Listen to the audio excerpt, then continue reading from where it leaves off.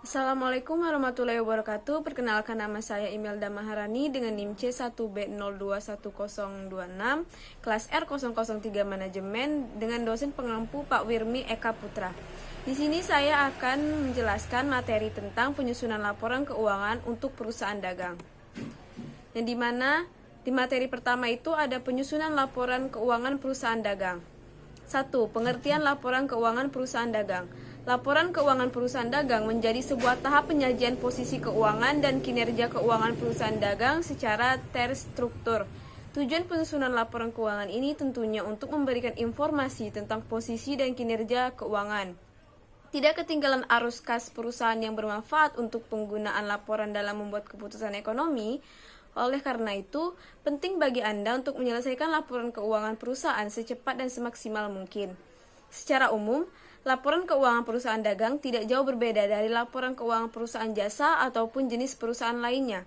Satu hal yang menjadi pembeda dari industri tersebut hanyalah mengenai produk perusahaan.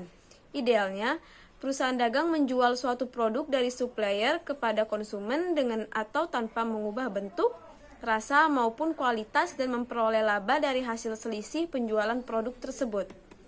Yang kedua, ada jenis-jenis laporan keuangan. Jenis-jenis laporan keuangan dalam perusahaan dagang itu ada 4. Yang pertama, laporan laba rugi. Laporan keuangan perusahaan dagang yang dibuat pada periode tertentu dengan menghitung semua pendapatan dan dikurangi dengan biaya, seperti biaya operasional, biaya penyusutan, biaya administrasi, dan biaya lain yang harus dikeluarkan dalam rangka mendapatkan pendapatan tersebut. Kedua, ada neraca. Laporan yang dibuat untuk mengetahui nilai debit dan kredit dalam keuangan perusahaan. 3. Laporan arus kas, menunjukkan berapa banyak jumlah kas masuk dan kas keluar, sehingga laporan keuangan ini berpengaruh dalam hal yang berkaitan dengan investasi atau penambahan modal. Nah, apabila perusahaan dagang Anda mengalami perubahan modal, maka wajib menulis laporan perusahaan modal untuk mengetahui besarnya modal yang dimiliki oleh perusahaan dagang pada suatu periode tertentu. Keempat, atau yang terakhir, laporan perubahan modal. Apabila perusahaan dagang Anda mengalami perubahan modal, maka wajib menulis laporan perusahaan modal untuk mengetahui besarnya modal yang dimiliki oleh perusahaan dagang pada suatu periode tertentu. Materi selanjutnya ada jurnal pembalik. 1. Pengertian jurnal pembalik. Jurnal pembalik atau reversing entry perusahaan dagang adalah jurnal pembalik perusahaan dagang setelah neraca saldo setelah penutupan disusun. Masih ada satu langkah lagi yang harus dilakukan, yaitu membuat ayat jurnal pembalik.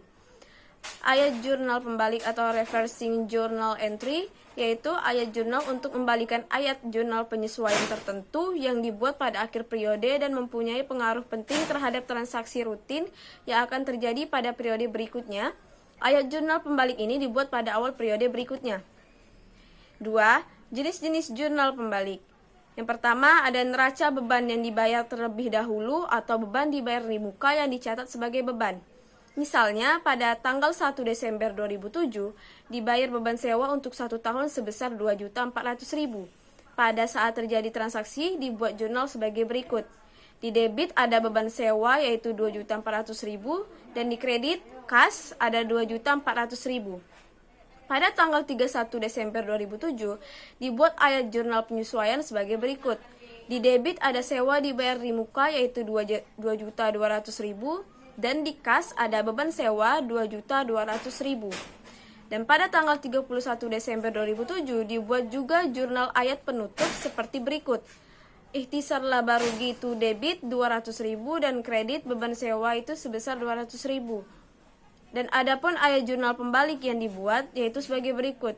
Di debit ada beban sewa yaitu 2.200.000 dan di kredit ada ada sewa dibayar di muka yaitu 2.200.000.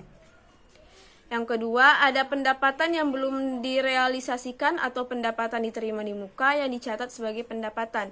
Misalnya pada 1 September 2007, perusahaan menerima pendapatan sewa untuk 6 bulan sebesar 2.400.000. Pada saat terjadi transaksi dibuat jurnal sebagai berikut. Di debit ada kas 2.400.000 dan di kredit ada pendapatan sewa 2.400.000. Dan pada tanggal 31 Desember 2007 dibuat ayat jurnal penyesuaian sebagai berikut. Di debit ada pendapatan sewa 800.000 dan di kredit ada sewa diterima di muka 800.000. Pada tanggal 31 Desember 2007 juga dibuat juga ayat jurnal penutup sebagai berikut. Di debit ada pendapatan sewa sebesar 1.600.000 dan di kredit ada ikhtisar laba rugi 1.600.000. Adapun ayat jurnal pembaliknya yaitu sebagai berikut. Di debit ada sewa diterima di muka 800.000 dan di kredit ada pendapatan sewa 800.000. Yang ketiga, ada beban yang belum dibayar. Misalnya, pada tanggal 31 Desember 2007, terdapat gaji untuk bulan Desember yang belum dibayar sebesar 1.750.000 untuk karyawan bagian penjualan dan sebesar 1.500.000 untuk karyawan bagian kantor. Gaji tersebut dibayarkan setiap tanggal 4 Januari 2008. Ayat jurnal penyesuaian yang dibuat pada tanggal 31 Desember 2007 yaitu sebagai berikut. Beban gaji bagian penulisan di debit ada 1.750.000 dan di debit ada beban gaji karyawan kantor. Sedangkan di kas ada utang gaji sebesar 3.250.000. 3.250.000 tersebut yaitu didapatkan dari hasil beban gaji bagian penjualan ditambah dengan beban gaji karyawan kantor. Pada awal periode 1 Januari 2008 dibuat ayat jurnal pembalik sebagai berikut. Di debit ada utang gaji 3.250.000 dan di kas ada beban gaji bagian penjualan yaitu 1.750.000 dan di kas ada beban gaji karyawan kantor yaitu sebesar 1.500.000. Nah, adapun ayat jurnal yang dibuat pada saat pembayaran gaji yaitu sebagai berikut. Di debit ada beban gaji bagian penjualan yaitu 1.750.000 dan di debit ada beban gaji karyawan kantor yaitu 1.500.000. Dan di kas pun terdapat kas yang di kredit terdapat kas yaitu 3.250.000. Dan yang terakhir ada pendapatan yang belum diterima. Misalnya perusahaan menerima bunga setiap tanggal 1 Mei dan 1 November sebesar 600.000. Ayat jurnal penyesuaian yang dibuat pada 31 Desember 2007 yaitu sebagai berikut. Di debit ada piutang bunga sebesar 200.000 dan di kredit ada pendapatan bunga sebesar 200.000. Jurnal pembalik yang dibuat pada 1 Januari 2008 yaitu sebagai berikut. Di debit ada pendapatan bunga sebesar 200.000 dan di kredit ada piutang bunga sebesar 200.000. Adapun ayat jurnal yang dibuat pada saat pembayaran 1 Mei 2008 yaitu sebagai berikut. Di debit ada kas 600.000 dan di kredit terdapat piutang bunga sebesar 600.000. Sebagai contoh, ada pun jurnal pembalik untuk kasus perusahaan Surya Sejati yaitu sebagai berikut. Kita bisa lihat di sini ada keterangannya pendapatan bunga atau piutang bunga. Pendapatan bunga debit 80.000 dan kredit piutang bunga sebesar 80.000 juga. Utang gaji. Di sini kita lihat utang gaji debit 1.800.000 dan beban gaji bagian penjualan di kredit yaitu 1 juta dan beban gaji bagian kantor yaitu sebesar 800.000. Jadi total semuanya itu di debit ada 1.880.000 dan di kredit ada 1.880.000. Jadi dia seimbang. Kesimpulannya, dalam menyusun laporan keuangan perusahaan dagang, tentu akan memakan cukup waktu banyak dan tenaga.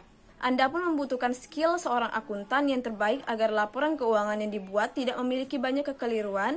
Pasalnya, jika kekeliruan berakibat fatal akan menimbulkan kerugian baik secara finansial atau tidak. Dan kesimpulan dari tujuan jurnal pembalik ialah untuk memudahkan pencatatan transaksi pada awal periode berikutnya. Pembuatan jurnal pembalik tidak mengubah jumlah yang dicatat dalam laporan keuangan. Oleh karena itu, jurnal pembalik bukanlah suatu keharusan dalam sistem akuntansi, mengingat sumber penyusunan jurnal pembalik adalah ayat jurnal penyesuaian atau AJP. Oke, sekian dari penjelasan saya tentang materi penyusunan laporan keuangan perusahaan dagang. Jika banyak kurangan saya mohon maaf. Saya akhiri. Wassalamualaikum warahmatullahi wabarakatuh.